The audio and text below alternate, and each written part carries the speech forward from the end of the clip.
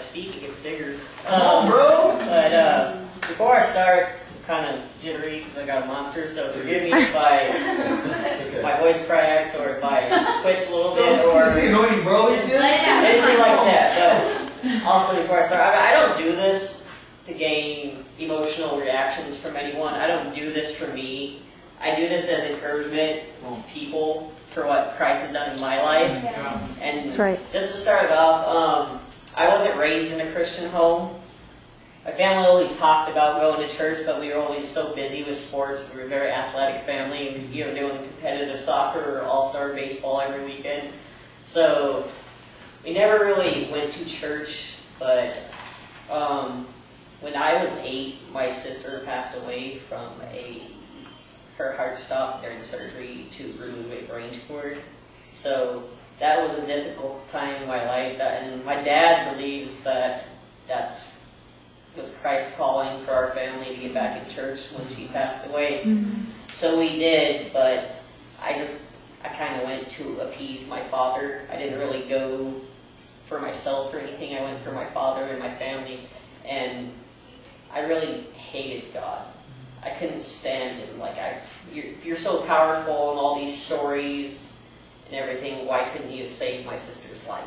She was only 6. Mm-hmm. How come you couldn't save a little child like that? And I myself, as a little child, I was 8 at the time, going through this and thinking all this stuff. Really shouldn't be thinking about that when I'm that little, but I did. And when I was 10, they also found out that I had a brain tumor as well. And so we went back up to San Francisco, and same surgeon, everything, jaw dropped when we walked in the door. What are you guys doing here? This shouldn't happen. So probably a week after my doctor's appointment, I went in surgery, had it removed, had half the church that we were going to in the waiting room praying for me while I was having surgery. And I came out that night and was talking to the nurses. They'd walk into my room, look at my chart, walk back out, talk to another nurse, come back in. Did you just have brain surgery? Yeah, I did. I wanted to go to dinner with my family that night.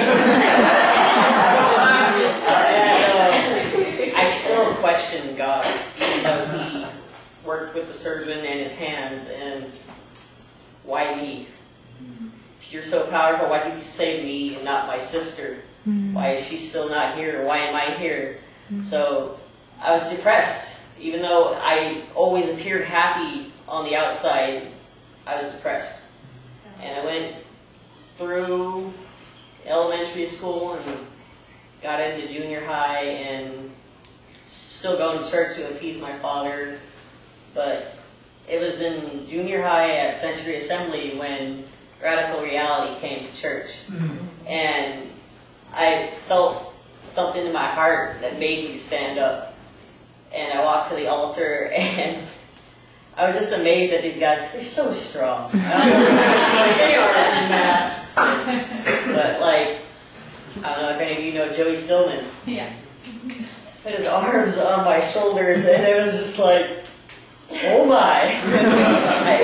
Not only him that I felt his strength, I also felt something else as well, and I gave my life to Christ that day, and was in that fairy tale state, if you will. Oh, this is great, I'm feeling good. And I was like that all the way up through high school, basically. Even though I was not the most popular guy, second smallest kid in my class, picked on a little bit. Even though I went to a private Christian high school, it still goes on, still hates, still happens. And all through high school, I was wondering, I'm doing the right things, I'm living like I'm supposed to. How come I'm not popular like the bad kids that aren't doing anything right? How come I don't have a girlfriend? What's wrong with me? And it was like that all through high school.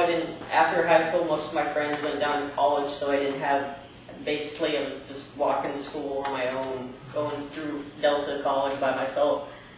And it was not, at that moment, devil's not only evil, he's incredibly, incredibly smart. He's the thing that I wanted the most, that I longed for in a girlfriend, to pull me away from God. I started having sex. I started drinking, smoking a little bit. I even started stealing. She got me to move away from my family that loved me out into the stranger's house so she could be comforted.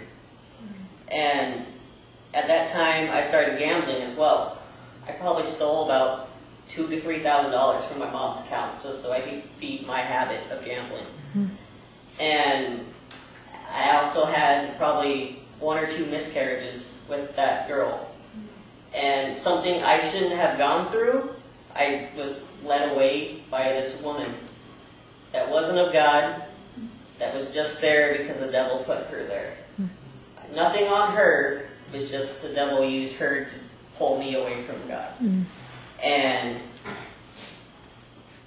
let's see, she wasn't the best girlfriend in the world, but I thought I loved her. So I gave her everything. And she left me, abandoned me, when I thought I was going to marry her. And it was at that time I started drinking even more. I was taking entire glasses of alcohol in shots. And it was just a very bad time. I put on probably 20 to 30 pounds. I've lost a little bit of it. I don't know if anyone's seen my pictures. Lost a little bit of facial weight and everything. Yep. But it was about, a friend actually put something on Facebook that said, hey, I'm tired of all the partying, I'm tired of all the drinking, I think it's time for me to go back to church. And I was like, you know what, man? Me too. So I started going to church with RJ and Troy at Lakeview Assembly. And I was still just going, let's try it out, you know. It wasn't really dedicated or anything. But God started talking to me. And the first day I went, he said, hey, look who's preaching. Joey Stillman. And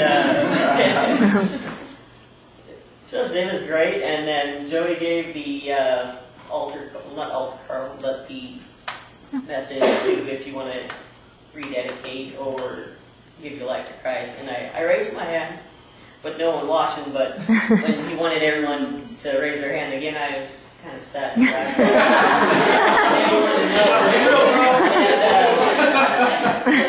think it was Roy. He got me the little card to say, yeah, I did it, and kind of called me out on it, which I like. I don't see if you're he's opposites in the car right now, but I appreciate that. And then I started coming here on Monday nights, and God's been rocking me with things. Like he's probably always been talking to me, but I'm starting to hear it more now. And like, I love people that say God isn't personal and God has no sense of humor, because God, he makes me laugh in my head all the time. People probably think I'm crazy, but it's just funny. It's really funny because I am the most athletic jock type person. I have no artistic ability. I can't sing. I can't play any instruments. Can't draw. But God speaks to me through music. So it's if he wants me to hear anything, he'll keep that verse or whatever in my head. And looking back at my life, when I thought there was no God with me or anything, he's now showing me when he was with me and let me see that you were never alone. Oh, that's good. And it's just so great to be back in the presence of God, even though I ran away and became the biggest hypocrite in the church that there was.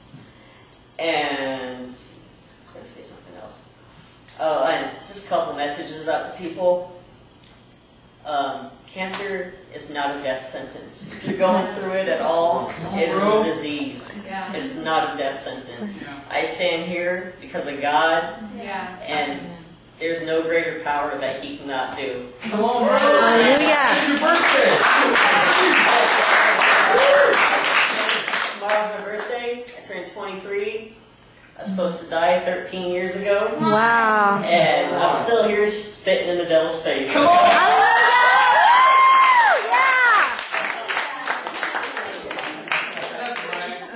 It's so good. So this is just to give you a little backdrop on why we even do this on Monday nights. God, like Bryan said, rocked me. I was